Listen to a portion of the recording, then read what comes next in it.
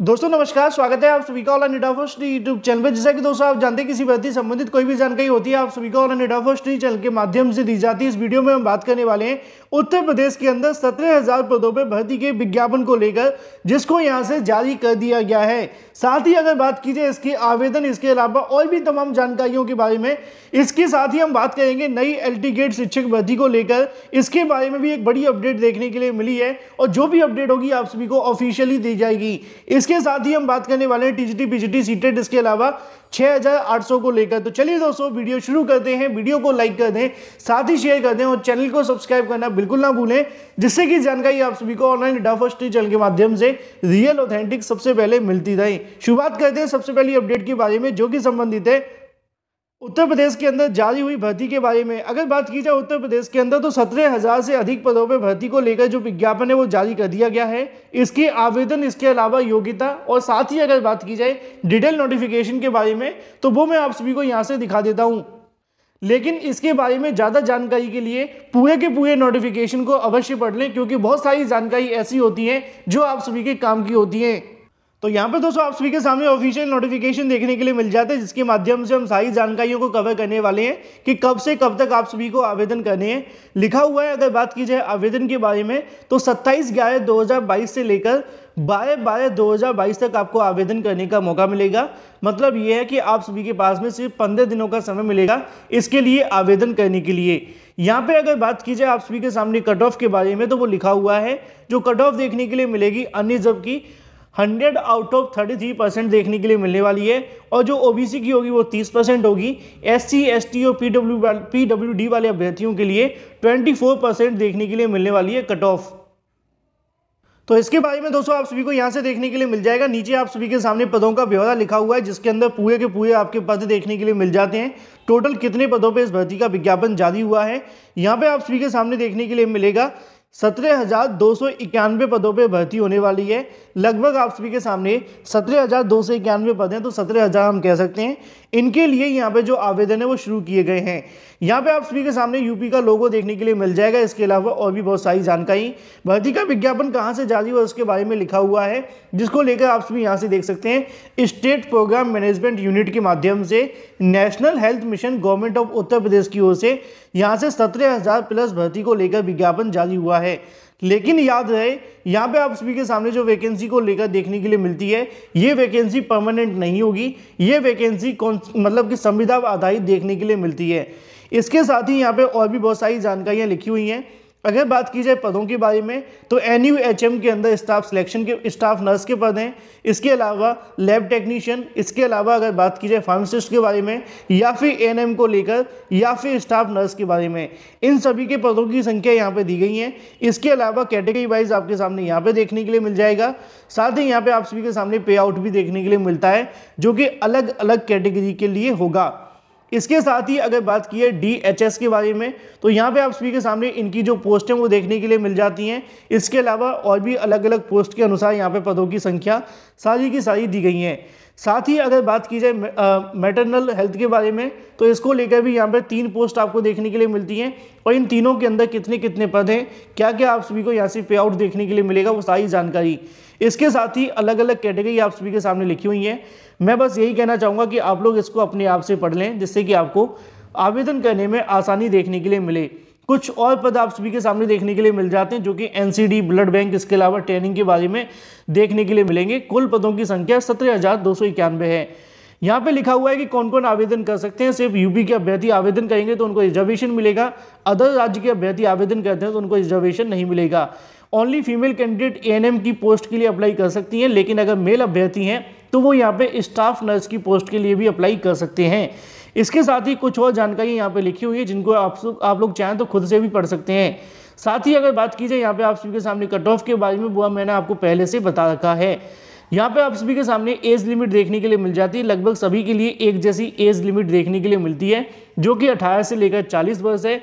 अगर बात की जाए योग्यता के बारे में, तो डिप्लोमा इन जनरल नर्सिंग अगर आपने कर रखा है, या फिर BSc नर्सिंग फ्रॉम अगर बात की जाए एनी रिकॉग्नाइज्ड यूनिवर्सिटी के माध्यम से, तो आप इसके लिए आवेदन कर सकते हैं। ANM के लिए क्या होगा कि ANM से संबंधित आपने कोर्स किया होगा। अगर आप फार्मासिस्ट में जाना चाहते हैं तो आपने फार्मासिस्ट के अंदर डिग्री या फिर डिप्लोमा लिया होगा, वो भी यहाँ पे लिखा हुआ है। इसके साथ लैब टेक्नीशियन की जब बात आती है तो degree in medical laboratory technology MLT और intermediate plus 10+2 science with diploma के साथ अगर आपने कर रखा है तो भी यहाँ पे लैब टेक्नीशियन के लिए आप लोग आवेदन कर सकते हैं। बाकी ज़्यादा जानकारी की आप सभी खुद से जाकर इसको पढ़ें तो आपको बेहतर जानकारी और पता चल जाएगी। मिनिमम आप सभी के सामने जो मार्क्स है बता दिए गए हैं, इसी के नीचे बताया गया है कि क्या क्या आप सभी का और भी क्राइटेरिया देखने के लिए मिलेगा, कितनी छूट देखने के लिए मिलेगी, फोटो कैसे डालना है और भी बहुत कुछ।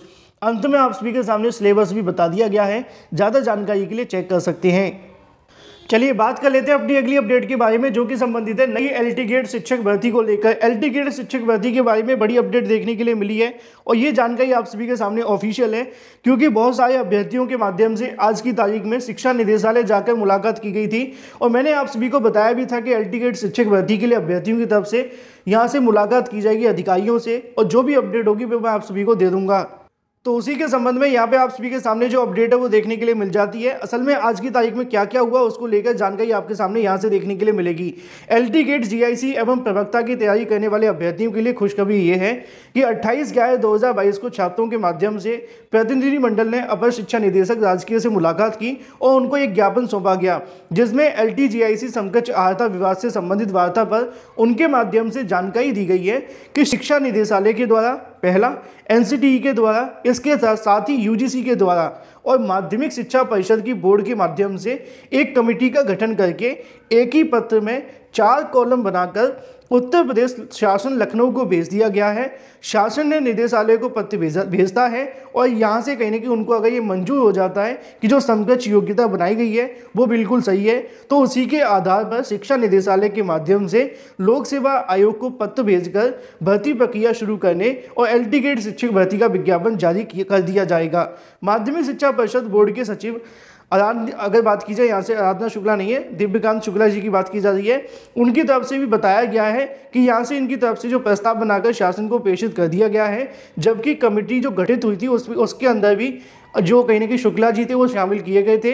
उनके माध्यम से हर एक मुद्दे को लेकर जानकारी दे दी गई है कि LT गेट शिक्षक भर्ती को लेकर पदों की संख्या भी यहाँ पे बढ़ गई है, जिसके बारे में नीचे देखने के लिए मिलेगा कि लगभग अगर बात की जाए LT गेट, इसके अलावा GIC प्रवक्ता के लगभग 10,000 पद देखने के लिए मिलते हैं। इनमें कंप्यूटर के पदों की अगर बात की जाए तो मेल के 565 होंगे, इसके अलावा बालिका की अगर बात की जाए तो 486 पद देखने के लिए मिलने वाले हैं।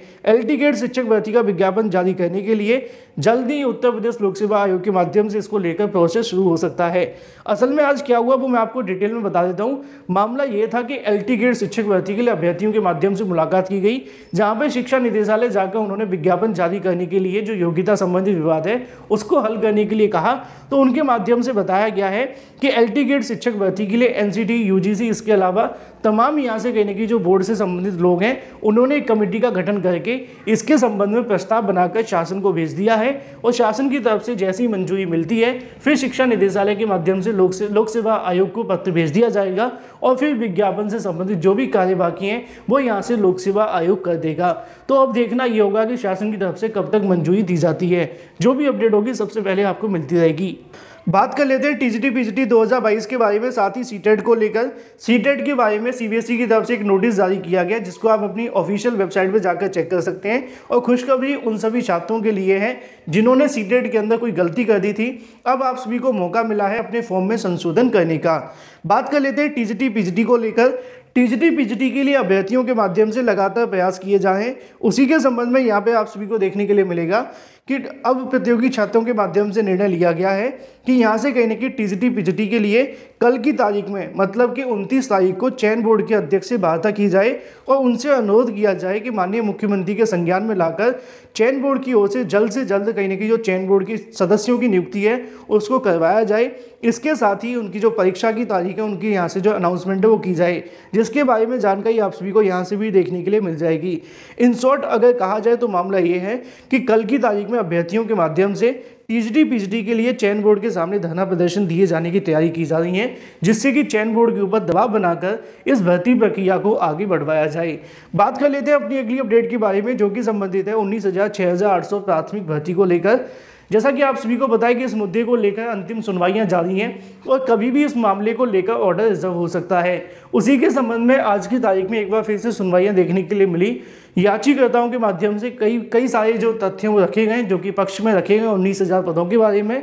अभी तक हाईकोर्ट के माध्यम से कोई फैसला तो नहीं आया है, लेकिन आज हुई सुनवाई के बाद फिर से जो अगली तारीख है वो लगा दी गई है और अगली तारीख 30 नवंबर 2022 की लगाई गई है। 2:15 बजे से मामला फिर से सुना जाएगा। देखना ये होगा कि कितने दिनों सुनवाई होती है, उसके बाद में अंतिम फैसले के लिए ऑर्डर रिजर्व होता है। लेकिन उम्मीदें यही हैं कि जल्द अब ये मामला खत्म होने वाला है। वीडियो को लाइक कर दें, साथ ही शेयर कर दें और चैनल को सब्सक्राइब कर लें।